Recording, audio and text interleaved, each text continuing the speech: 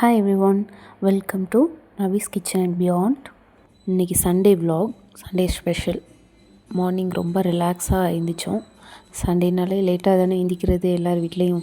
So அதே மாதிரி தான் இங்கேயும் ரொம்ப லேட்டாக எழுந்திரிச்சு பிரேக்ஃபாஸ்ட்டை முடிச்சுட்டு அப்படியே நாங்கள் லஞ்சுக்கு ரெடி ஆகிட்டோம். லஞ்ச் வந்து நம்ம வீட்டில் இன்றைக்கி குடல் குழம்பு. எல்லார் வீட்லேயும் குடல் குழம்பு பண்ணுவீங்கன்னு நினைக்கிறேன். ஸோ இன்றைக்கி நான் அதை தான் காட்ட போகிறேன், எப்படி க்ளீன் பண்ணுறது, எப்படி சமைக்கிறதுன்னு. பெருகுடல் வந்து இந்த மாதிரி க்ளீன் பண்ணணும். பெங்களூரை பொறுத்தவரை க்ளீனாக தான் தருவாங்க குடல். இருந்தாலும் நம்ம திருப்பி ஒரு தடவை இந்த மாதிரி உள்ள அழுக்கு மாதிரிலாம் இருக்கும்ல, இது இருக்கிறதெல்லாம் இந்த மாதிரி எடுத்துட்டோன்னா க்ளீனாக வந்துடும். பெருகுடல் இந்த மாதிரி க்ளீன் பண்ணும். சிறுகுடல் வந்து கொஞ்சம் வேறு மாதிரி க்ளீன் பண்ணும். இப்போ டைம் பார்த்திங்கன்னா 11:15 ஆகுது. பெருக்குடல் வந்து ஃபுல்லாக வச்சு க்ளீன் பண்ணுறதுக்கு உங்களுக்கு கஷ்டமாக இருந்ததுன்னா இந்த மாதிரி குட்டி குட்டி பீஸாக கட் பண்ணிவிட்டு நீங்கள் க்ளீன் பண்ணிங்கன்னா ரொம்ப ஈஸியாக இருக்கும். நான் இப்படி தான் க்ளீன் பண்ணுவேன். ஆக்சுவலாக குட்டியாக கட் பண்ணிவிட்டு அதுக்கப்புறம் க்ளீன் பண்ணுவேன். இது இப்படி பெருசாக வச்சு க்ளீன் பண்ணுறது. முழுசாக வச்சு க்ளீன் பண்ணும்போது வந்து இந்த மாதிரி கையை ஃபுல்லாக அதை யூஸ் பண்ணுற மாதிரி பிடிக்கிற மாதிரி கஷ்டமாக இருக்கும். அது அப்படியே நான் வந்து ரைஸ் ரெடி பண்ணுறதுக்கு உலையும் வச்சுட்டேன். சிறுகுடல் வந்து இந்த மாதிரி தான் க்ளீன் பண்ணணும். சிசர் வச்சு பண்ணுறது ரொம்ப ஈஸி. இந்த மாதிரி கட் பண்ணி எடுத்துட்டால் அழகாக க்ளீன் பண்ணி எடுத்துடலாம். அப்படி இல்லை, சில பேர் வந்து இந்த கம்பி மாதிரி உள்ளே விட்டு அப்படியே திருப்பி எடுப்பாங்க. அது நான் இதுவரை பண்ணது கிடையாது. பட் இதுதான் எனக்கு ரொம்ப ஈஸி. இந்த ரெண்டையுமே இந்த மாதிரி வெட்டி எடுத்துட்டு இப்போ நான் க்ளீன் பண்ண ஸ்டார்ட் பண்ணிட்டேன். இந்த மாதிரி தண்ணி வச்சு ஒரு 4-5 டைம்ஸ் க்ளீனாக வாஷ் பண்ணி எடுக்கணும். பார்த்திங்களா, நான் ஃபஸ்ட் தடவை வாஷ் பண்ணி எடுக்கும்போது அந்த தண்ணி வந்து ஒரு மாதிரி டார்க் கலரில் இருக்கும்.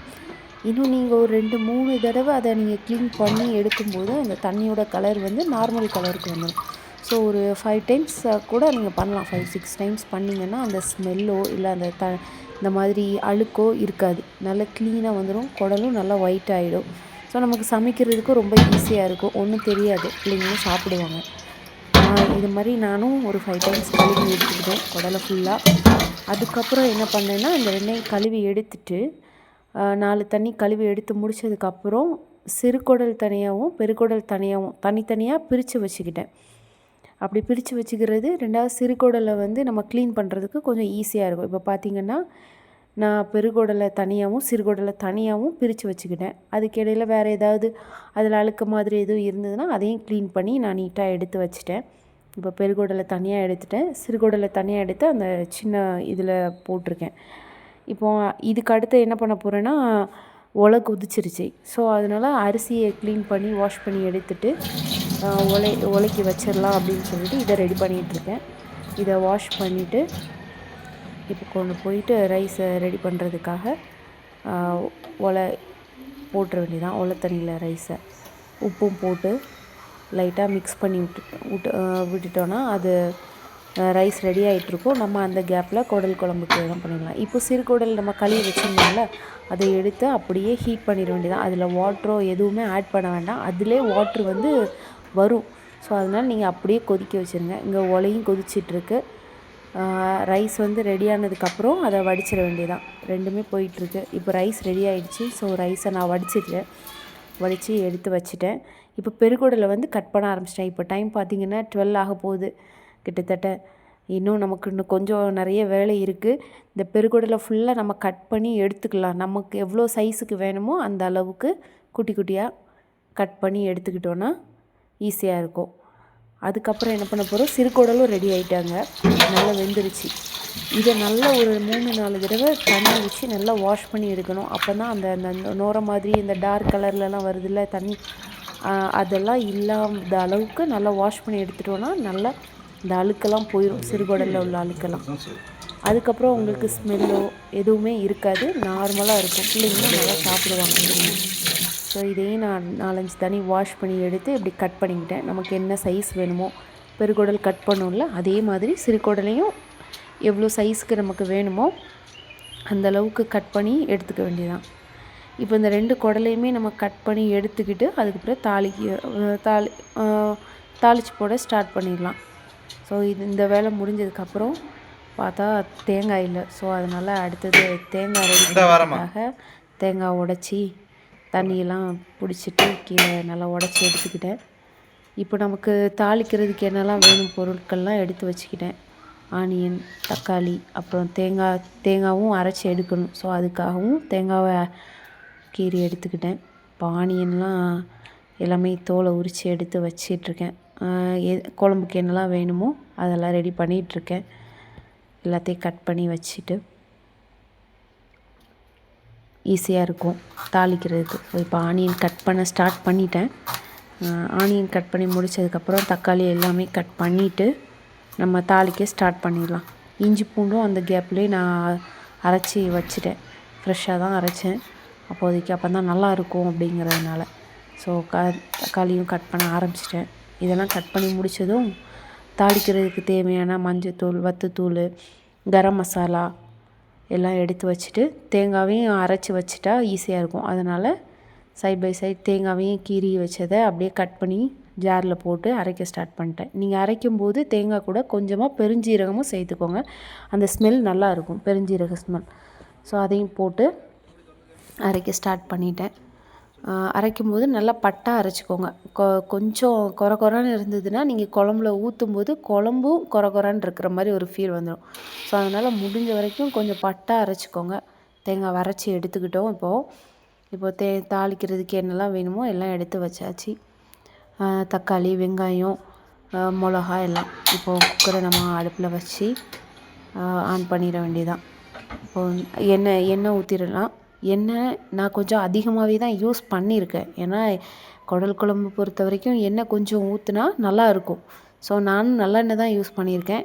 உங்களுக்கு என்ன வேணுமோ அதை யூஸ் பண்ணிக்கோங்க. நல்லெண்ணெய்னா அந்த ஸ்மெல் கொஞ்சம் நல்லாயிருக்கும். அதனால் ஓரளவு ஊற்றிக்கிட்டேன். நீங்கள் எண்ணெய் கம்மியாக ஊற்றுறதுனால ஊற்றிக்கலாம், ஒன்றும் பிரச்சனை இல்லை.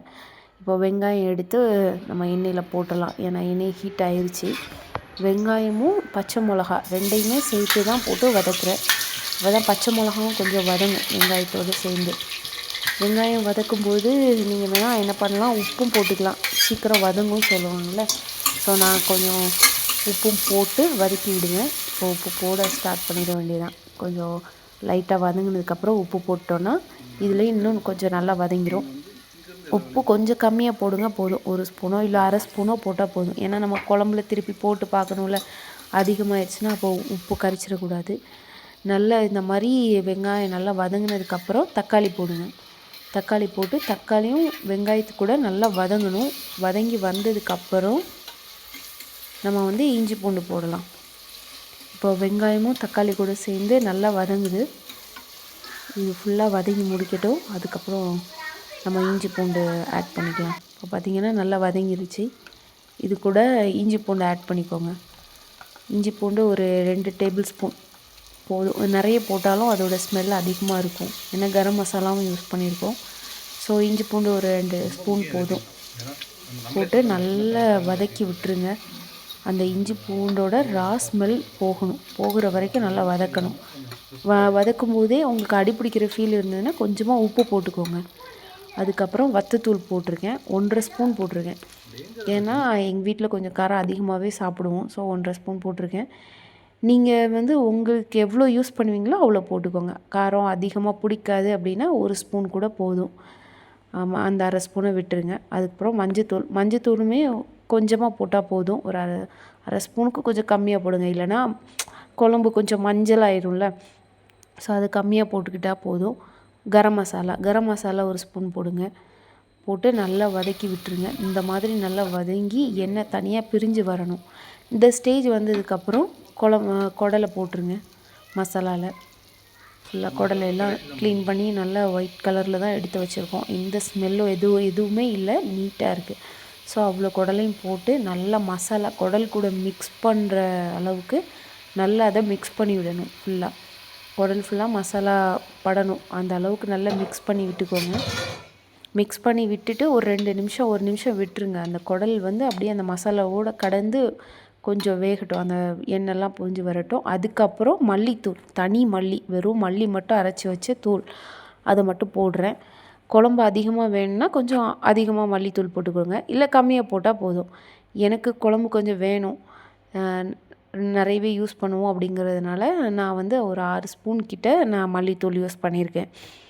அதையும் போட்டு நல்ல கிளறி விட்டுருங்க ஃபுல்லாக. எல்லா பக்கமும் படுற மாதிரி கிளறி விட்டுட்டிங்கன்னா சூப்பராக குடல் ஃபுல்லாக அந்த மசாலா வந்துடும். இதையுமே ஒரு 2 நிமிஷம் அப்படியே வச்சிட்டிங்கன்னா அந்த குடலோடு சேர்த்து அந்த மசாலாவும் வெந்து வரும். அந்த ஸ்டேஜில் நீங்கள் தண்ணி ஊற்றினா போதும். இப்போ பாருங்கள் நல்லா வெந்து வந்துருச்சு. அந்த ஸ்டேஜில் தண்ணி ஊற்றுங்க. மசாலாவும் குடலும் சேர்ந்து வந்த டைமில் தண்ணி ஊற்றணும். இதை திருப்பி ஒரு தடவை நல்லா கலக்கி விட்டிங்கன்னா குழம்பு ரெடி ஆகிடும். இப்போ கொஞ்சம் அந்த கொதித்து பபுள்ஸ் வருதா, இந்த டைமில் குக்கரை நம்ம க்ளோஸ் பண்ணணும். ஆனால் அதுக்கு முன்னாடி ஒன்று தேங்காய் பால் அரைச்சி வச்சுருந்தோமா, அதை அப்படியே ஊற்றிட வேண்டியதான். இப்போ ஊற்றலாம், அப்படி இல்லைன்னா இந்த குழம்பு நல்லா கொதித்து விசில்லாம் வந்ததுக்கு அப்புறமும் நீங்கள் லாஸ்ட்டாகவும் ஊற்றிக்கலாம். நான் இப்போவே ஊற்றிட்டேன். அது நம்மளோட இஷ்டம் தான், எப்போனாலும் ஊற்றிக்கலாம். நான் இப்போவே ஒன்றா ஊற்றி கலக்கி நான் வந்து விசில் போட்டுட்டேன். இப்போ பாருங்கள் விசில் போட்டாச்சு. ஒரு இந்த விசில் போடுற டைம் வந்து உங்களுக்கு ஒரு 1/2 அன் ஹவர் போடுங்க. அப்போ தான் குடல் நல்லா வெந்து வரும். அப்படி இல்லைன்னா ஒரு 10 to 12 விசில்ஸ் போட்டு பார்த்துட்டு வேகலைன்னா திருப்பி போட்டுக்கலாம், ஒன்றும் பிரச்சனை இல்லை. அதுக்கிடையில் எங்கள் எல்லாேருக்கும் பசியும் வந்துருச்சு. ஸோ மாம்பழம் கட் பண்ணி குட்டீஸ்க்கு எல்லாம் கொடுத்துட்டு நாங்களும் சாப்பிட்டோம். இந்த சீசனில் நல்லா மாம்பழம் சாப்பிட்டிங்களா எல்லோரும்? சாப்பிடுங்க. ஏன்னா சீசனல் ஃப்ரூட்ஸ் எல்லாம் அப்பப்போ சாப்பிட்டா தான் உண்டு. இது அதே கேப்பில் விசிலும் வந்துருச்சு. இன்னும் ஒரு 1/2 அன் ஹவர் கிடக்கணும். ஏன்னா நான் ஒரு 1/2 அன் ஹவர் போட்டுருவேன். போட்டால் தான் நல்லா வெந்து வரும். பிள்ளைங்களும் சாப்பிட்றதுக்கு ரொம்ப சாஃப்டாக இருக்கும். இதுக்கிடையில் மாம்பழமும் நாங்கள் சாப்பிட ஆரம்பிச்சிட்டோம். 1:15 மணி ஆயிடுச்சு, இல்லை டைம் ஆயிடுச்சு. இப்போ குழம்பு ரெடி ஆயிடுச்சு. பாருங்கள் எப்படி எண்ணெய் பிரிஞ்சு நிற்கிதுன்னு குழம்புல. இந்த மாதிரி ரெடி ஆகணும். இந்த மாதிரி பண்ணிக்கோங்க. குழம்பு நல்லா டேஸ்ட்டாக இருந்தது. நீங்களும் ட்ரை பண்ணி பாருங்கள் வீட்டில். எல்லோரும் விரும்பி சாப்பிடுவாங்க. எங்கள் வீட்லேயும் குடல் குழம்பு ரொம்ப டேஸ்ட்டாக இருந்தது. அன்றைக்கி பிள்ளைங்களும் நல்லா சாப்பிட்டாங்க. நீங்களும் இதே மாதிரி வச்சு பாருங்கள். ஃபீட்பேக் சொல்லுங்கள், கமெண்ட் பண்ணுங்கள். நம்ம சேனலை சப்ஸ்கிரைப் பண்ணுங்கள்.